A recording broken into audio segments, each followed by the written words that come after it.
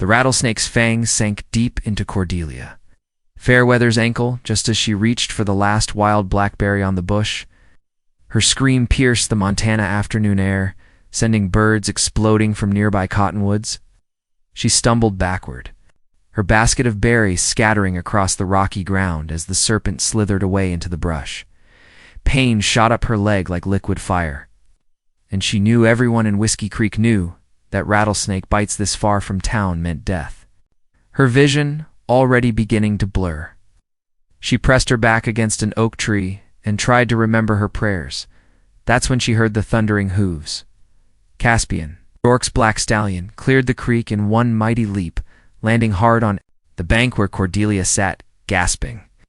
The cowboy threw himself from the saddle before his horse had fully stopped, his weathered hands already reaching for the knife at his belt. "Don't you dare move," he commanded, dropping to his knees beside her. His steel-gray eyes took in the 2 puncture wounds, the swelling already beginning above her boot. "How long ago?" Just ... Just now," she managed through gritted teeth. The venom was working fast, too fast. Without hesitation, Caspian sliced through her stocking and boot leather, exposing the bite. He pressed his mouth to the wounds and began, drawing out the poison, spitting it aside with grim efficiency. Cordelia's breath caught not from pain, but from the gentle firmness of his hands holding her legs steady. "You're Jeremiah Fairweather's daughter," he said between attempts to extract the venom. It wasn't a question. Everyone knew the banker's daughter, though she'd never spoken to the mysterious cowboy who worked the Henderson Ranch on the outskirts of town. "Yes," she whispered, studying his face as he worked. His jaw was sharp enough to cut glass, his dark hair falling across his forehead as he concentrated. She'd seen him from afar at church, always sitting in the back pew, always leaving before anyone could approach him. "This isn't going to be enough," he muttered, more to himself than to her. The swelling was spreading, her breathing becoming labored. "I'm taking you to Doc Whitman, but first... He looked up at her with an expression she couldn't read. "Your father's going to want my head for this." Before she could ask what he meant, Caspian scooped her into his arms and lifted her onto his horse. He swung up behind her, his strong arms encircling her waist as he spurred the stallion toward town. "Why?" she asked as they galloped across. "The prairie..." Her back pressed against his chest. "Why?" "What?" "Why would Papa want your head?" His laugh was bitter. "'Cause, Miss Fairweather, I'm the man who's been rustling cattle from every ranch in 3 counties. And your father just posted a $1,000 bounty on me yesterday." Cordelia's blood ran cold, and this time it wasn't from the snakebite. She was being rescued by Whiskey Creek's most wanted outlaw. As they rode hard toward town, she could feel his heartbeat against her back, steady and strong, despite the confession he'd just made. The question that formed in her mind terrified her more than the venom in her veins. Why did she suddenly feel safer in the arms of a wanted man than she ever had in her father's house? Doc Whitman's hands shook as he prepared the antivenom, stealing glances at the notorious outlaw who paced his small office like a caged wolf. The whole town had heard the bounty announcement from the church steps just yesterday, $1,000 for Caspian Rourke, dead or alive. "She's burning up," Caspian growled, dabbing Cordelia's forehead with a cool cloth. She'd been unconscious since they'd arrived, her breathing shallow and her skin pale as moonlight. "The venom's in her system deep," Doc Whitman admitted, his voice barely above a whisper. "I've given her all I can. Now we wait." Caspian's fist slammed against the wall, making the old physician jump. "There has to be more you can do." "There is," came a cold voice from the doorway. Jeremiah Fairweather stood there with Sheriff Morrison and 3 deputies, their hands resting on their gun butts. The banker's face was a mask of controlled fury as he took in the scene, his unconscious daughter, the wanted outlaw who'd brought her here. "Papa." Cordelia stirred on the examination table, her voice weak but conscious. "I'm here, sweetheart," Jeremiah said, never taking his eyes off Caspian. "Sheriff, arrest this man." "No." Cordelia struggled to sit up, her hand reaching instinctively toward Caspian. "He saved my life. The snake." "Quiet, daughter. You're delirious." Amaya stepped forward, his voice dropping to a dangerous whisper. "There's a train leaving for Denver in 2 hours. They have better doctors there, specialists who can help. But it costs money, more money than I have liquid right now? Caspian's eyes narrowed. What are you saying? I'm saying that $1,000 bounty on your head could pay for the best medical care in Denver? Jeremiah smiled, but it was cold as winter wind. Care that might save my daughter's life? The room fell silent, except for Cordelia's labored breathing. She looked between her father and the man who'd risked everything to save her, understanding. Dawning in her fever-bright eyes, "You're going to sell him," she whispered. "I'm going to save you," her father corrected. "This outlaw's blood money will pay for your cure." Caspian stood perfectly still, his hands loose at his sides, despite "For guns trained on him, and if I don't resist arrest, then you'll hang in Denver instead of here," Sheriff Morrison said grimly, "the way the bounty gets paid." "Do it," Cordelia said suddenly, her voice stronger now. Everyone turned to stare at her.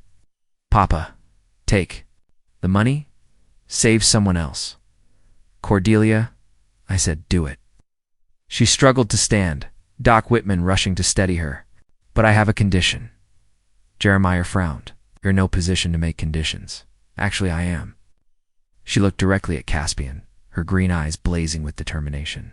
"The money you'll get for him, might want half of it to go to his legal defense. Get him the best lawyer in Denver." "Absolutely not." "Then I won't go," she said simply. "I'll stay here and take my chances with Doc Whitman's medicine." The silence stretched taut as a bowstring. Finally, Caspian spoke, his voice rough with something that might have been admiration. "Why?" "Because," Cordelia said, never breaking eye contact with him, "a man who risks his own life to save a stranger doesn't deserve to hang without a fare fight." Sheriff Morrison cleared his throat. "Miss Fairweather, this man is a cattle rustler." "Alleged cattle rustler," she corrected. "Has anyone actually proved it?" The uncomfortable silence that followed gave her the answer she needed. "Yes!" Jeremiah. Fairweather's face was turning red, but his daughter's will was as iron-strong as his own. "Fine," he said through gritted teeth. "Half for Denver doctors, half for lawyers. But you're still coming with me to Denver." "No," Cordelia said quietly. "I'm staying here." And as Caspian Rourke allowed the sheriff to place shackles on his wrists, he found himself wondering if the banker's daughter had just saved his life the same way he'd saved hers. 3 weeks later, Cordelia stood at the window of her father's bank. Watching the morning stage roll into Whiskey Creek, her ankle had healed completely, leaving only a small scar in the memory of steel-gray eyes that had refused to leave her thoughts. The best lawyer in Denver had cost exactly $500. "You're making a mistake, daughter," Jeremiah said from behind his massive oak desk. "That outlaw will hang regardless of how much money you throw at fancy lawyers. His name is Caspian Rourke," she replied without turning around. "An innocent? Men don't hang if they have proper representation." "Innocent?" Her father's laugh was harsh. "Cordelia, every rancher in 3 counties has lost cattle to rustlers.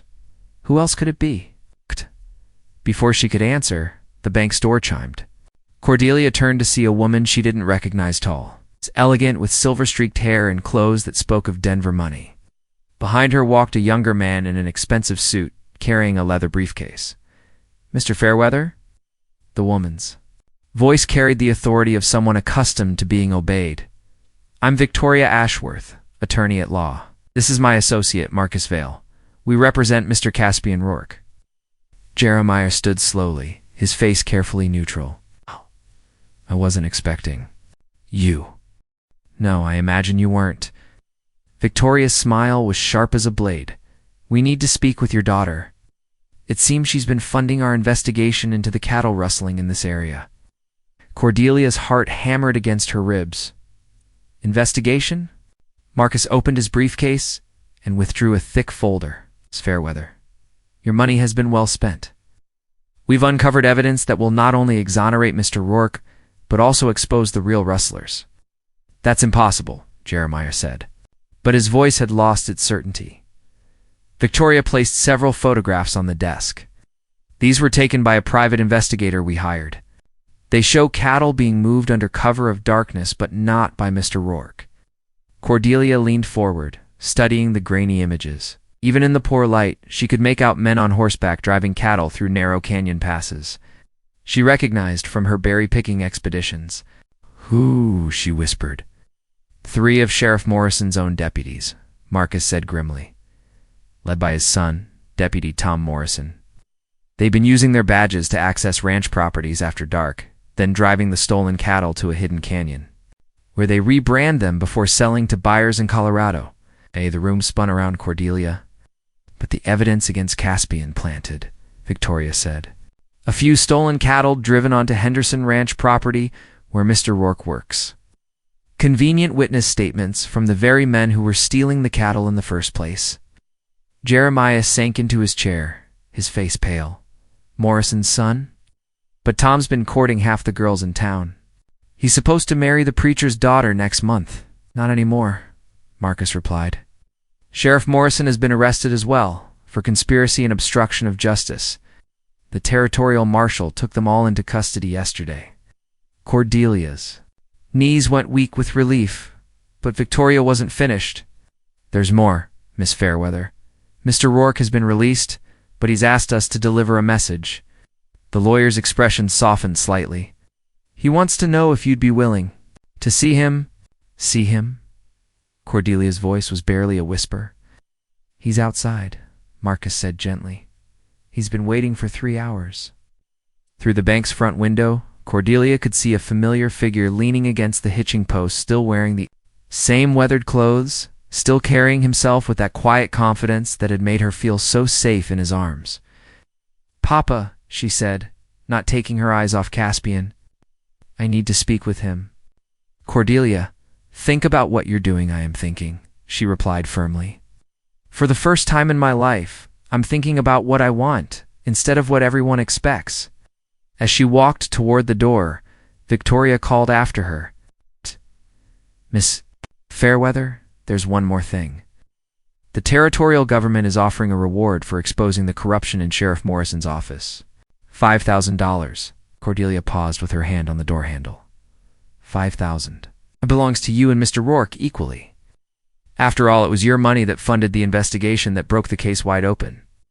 $5,000. More money than most people in Whiskey Creek saw in a lifetime. Enough to start over anywhere, to build whatever life she could imagine." She looked back at her father, sitting stunned behind his desk, then at the lawyers who'd made this miracle possible. Finally, her gaze returned to the man waiting patiently outside. "Then I suppose," she said with a smile that felt like sunrise, "Caspian and I have quite a bit to talk about." Caspian straightened as Cordelia emerged from the bank, her green eyes bright with unshed tears. For a moment, they simply looked at each other across the dusty street, the weight of everything that had happened settling between them like morning. "Mist, you look better," he said finally, his voice rougher than he intended. The ankle, completely healed. She took a step closer, studying his face. "You look terrible. Prison didn't suit you." 3 weeks in a Denver jail cell will do that to a man. He managed to smile. "Though I hear I have you to thank for it not being longer. You have yourself to thank for that. An innocent man doesn't deserve to hang innocent." Caspian tasted the word like fine whiskey. Funny how that sounds when someone believes it. Cordelia moved closer still, close enough that he could see the faint freckles across her nose, the way her hair caught the afternoon light. "The lawyers said there's reward money. $5,000. Your money? You paid for the investigation." "Our money," she corrected firmly. "I wouldn't have needed lawyers if you hadn't saved my life first." Behind them, the bank door opened, and Jeremiah Fairweather stepped onto the wooden sidewalk. His face was a storm cloud, but he kept his voice level. "Mr. Rourke. Mr. Fairweather."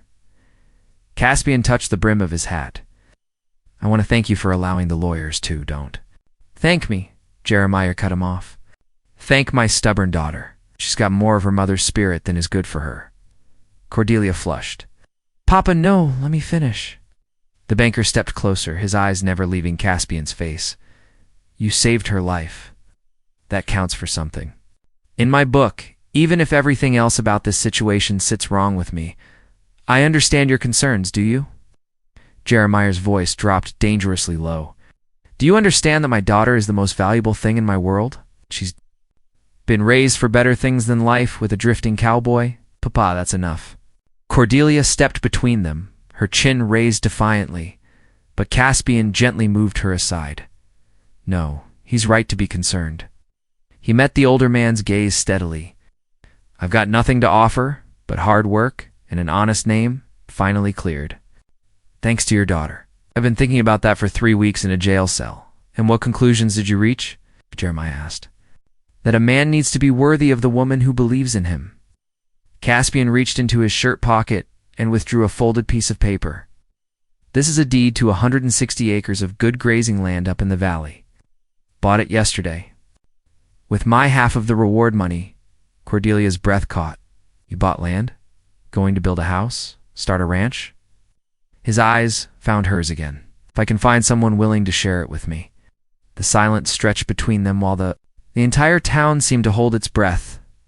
Mrs. Henderson stopped sweeping her porch. The blacksmith paused his hammering.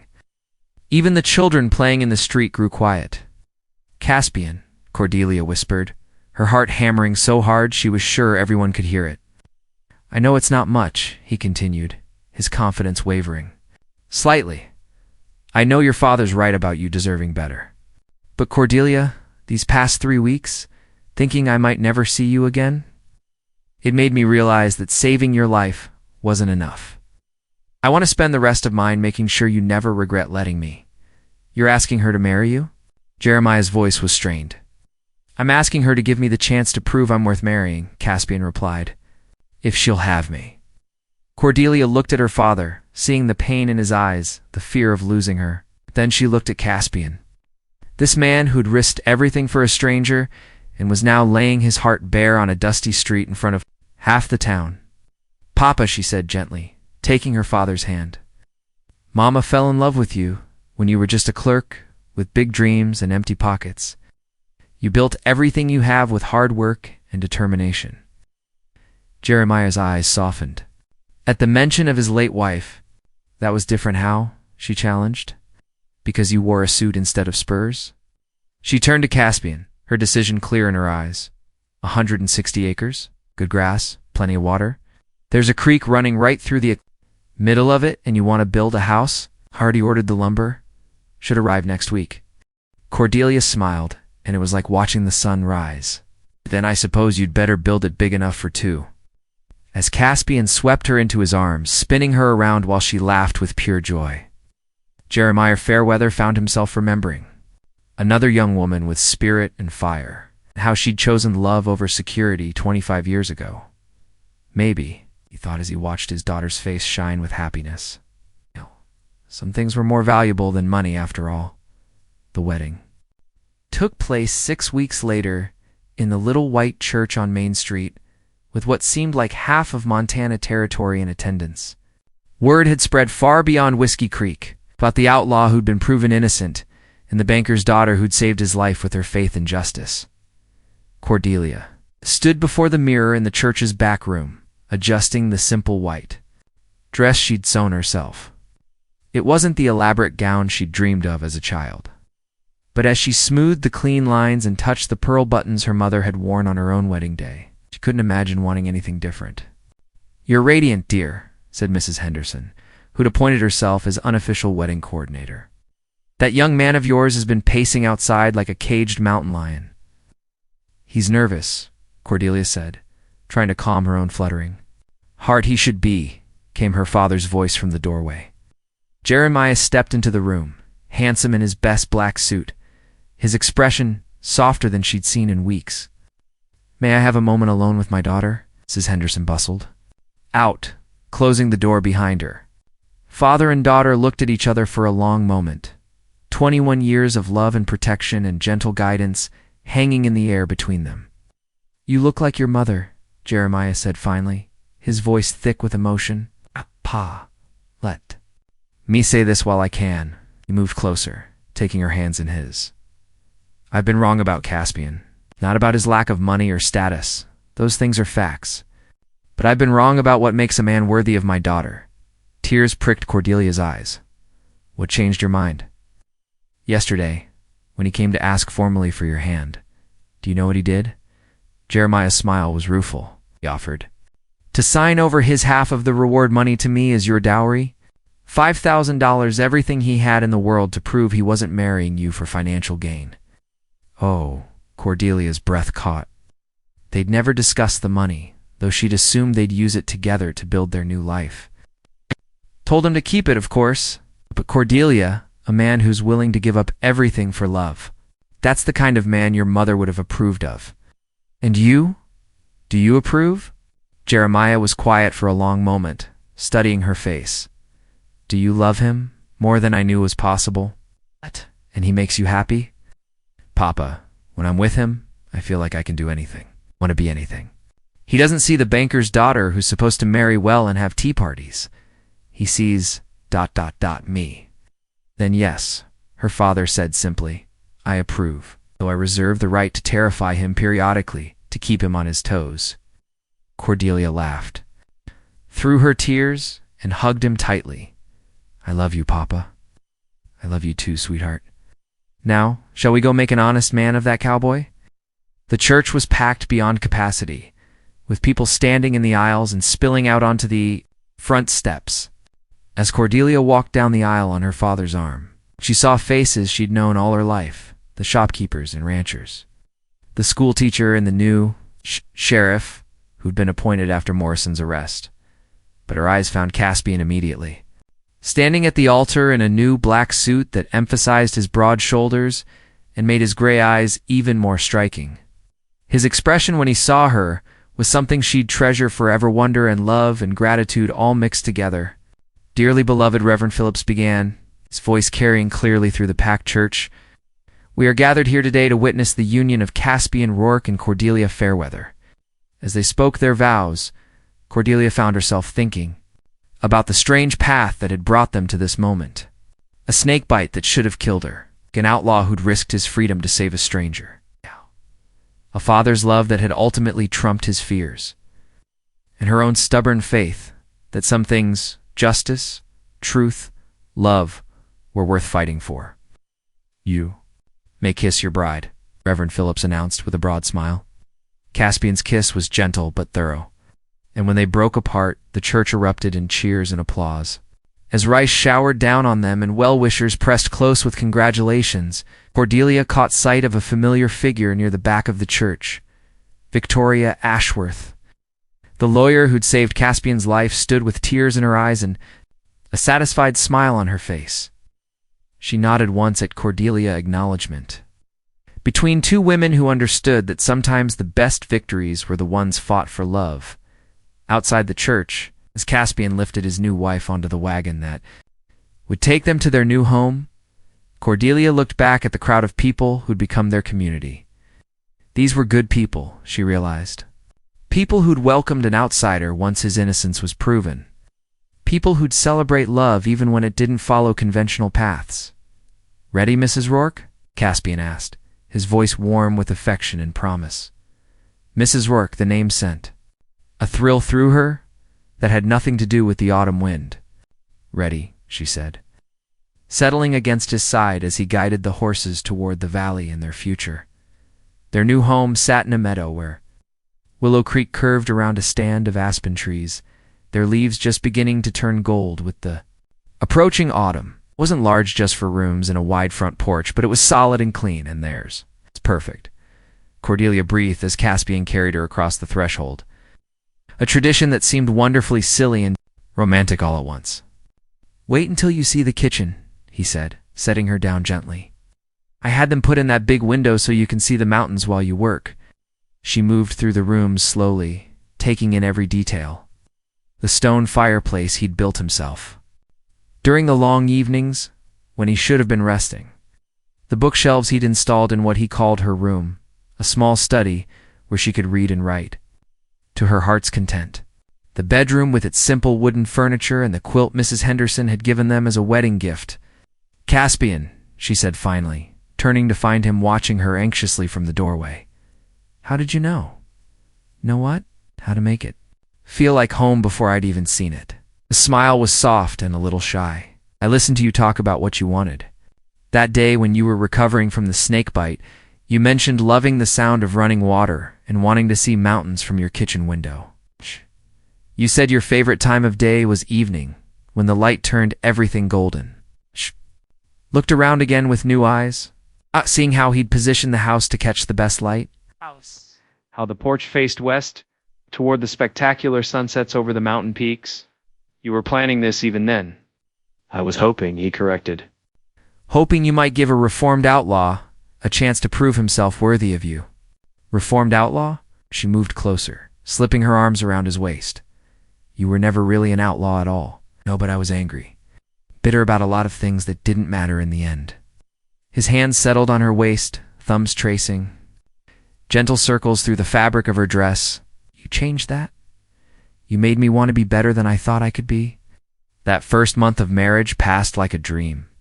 They worked side by side during the day, Caspian building corrals and fencing for the cattle he planned to buy in the spring. Cordelia establishing a garden and learning to cook on the massive iron stove that had been her father's wedding gift. In the evenings, they would sit on the front porch, watching the sun set over the mountains while she read aloud from books her father sent. Weekly in care packages. It was during one of these quiet evenings that Caspian brought up the subject. That had been weighing on his mind. Cordelia, are you happy here? Really happy? She looked up from her book, surprised by the uncertainty in his voice. Of course I am. Why would you ask that? You gave up a lot to marry me. The comfort of town life, your father's social circle, the security of money in the bank, ... I gave up nothing I wanted to keep, she said firmly, closing the book and turning to face him fully. Caspian, do you know what my life was like before I met you?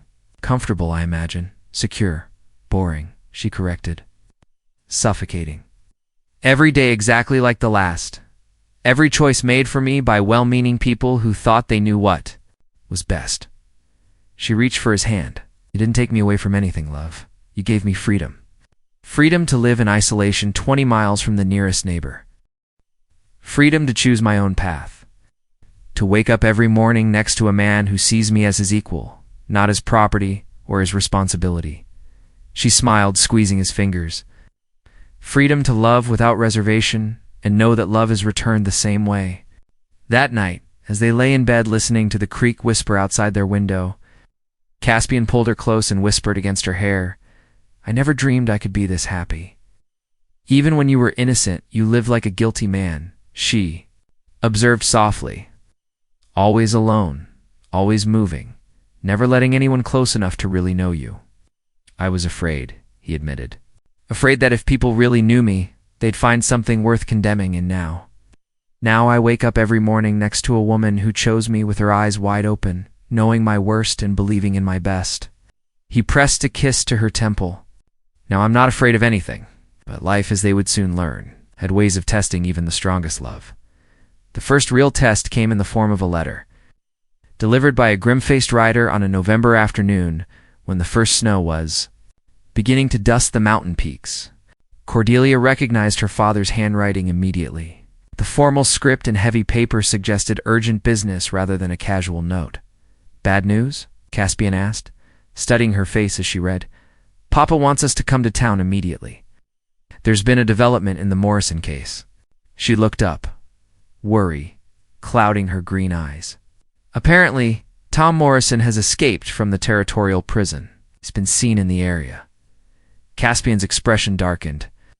He'll want revenge against everyone who helped expose him. The lawyer says we should consider leaving the territory until he's recaptured. Running away? Caspian's jaw tightened. I spent years running from things I didn't do. I won't run from threats about things I did do right. Cordelia felt a familiar flutter of fear, but also a surge of pride in the man she'd married. Then we face whatever comes together. Together, he agreed, pulling her close. Always together. Neither of them could have predicted just how severely that promise would be tested. Tom Morrison struck 3 weeks later. On a night when the wind howled down from the mountains and snow fell thick enough to muffle footsteps, Cordelia woke to the acrid smell of smoke and Caspian's urgent voice calling her name. Fire! He shouted, already pulling on his clothes, the barns burning. Through their bedroom window, she could see orange flames licking at the wooden structure, where they'd stored hay for the winter and the tools Caspian needed for spring planting. More than supplies, it represented months of hard work and their entire future. "Stay inside," Caspian ordered, grabbing his coat and hat. "Lock the doors and don't open them for anyone but me." But as he reached for the door handle, it exploded. Inward in a shower of splinters. Tom Morrison stepped through, his face twisted with hatred, a revolver gleaming in his hand. "Well, well," he sneered, his eyes moving from Caspian to Cordelia, who stood frozen by the bed in her nightgown. The happy couple, how touching, Morrison. Caspian's voice was deadly calm, but Cordelia could see the tension in every line of his body. "I figured you'd come eventually, did you, smart man? Too bad you won't live to enjoy that intelligence." Tom's laugh was bitter as winter wind. "Do you have any idea what you cost me? My career, my reputation, my fiancé, everything I worked for, gone because of your lies." "They weren't lies," Cordelia said, surprising herself with her steady voice. "You were stealing cattle. You framed an innocent man." "Innocent?"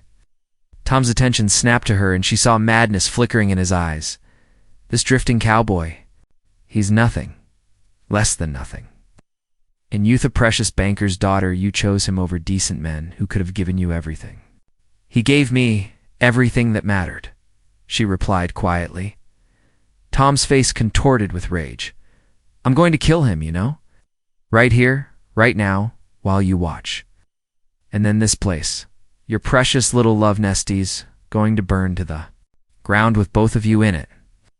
"The barn's already burning," Caspian pointed out, taking a small step to the side, drawing Tom's attention away from Cordelia. "Why not just leave it at that? Take what satisfaction you can and ride on. The territorial marshals will hunt you down eventually, but you could have some time. Time for what? To live like an animal in the mountains?" Tom shook his head. "No. I want you to pay for what you took from me. I want her to pay for choosing wrong."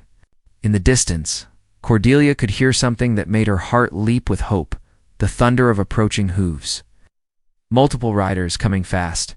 Tom heard it too. His eyes widened, then narrowed with desperate fury. "Looks like we're going to have to hurry this along." He raised the gun, pointing it directly at Caspian's chest. Cordelia acted without thinking, throwing herself between them just as the revolver discharged. The bullet meant for her husband's heart caught her in the shoulder instead, spinning her around and dropping her to the floor. "Cordelia." Caspian's anguished cry filled the room as he lunged forward, catching her before she could hit the ground. Stared at what he'd done, his face pale with shock. "I didn't mean she wasn't supposed to." The front door burst open again, this time admitting Jeremiah Fairweather, the new sheriff, and 4 deputized townsmen, all armed and grim-faced. "Drop your weapon, Morrison," the sheriff commanded. Tom looked around wildly, trapped in knowing it. For a moment, Cordelia thought he might surrender. Then his face hardened with final desperation. "If I can't have justice," he snarled, turning the gun toward her again, "I'll have revenge." But Caspian was already moving, launching himself across the space between them. Caught Tom around the waist, just as the gun fired again, and both men crashed through the bedroom window in a shower of glass and snow. Caspian. Cordelia tried to rise, but her father was already beside her, pressing a cloth against her bleeding shoulder. "Stay still, sweetheart. The doctor's coming." Outside, she could hear shouts and scuffling, then an ominous silence.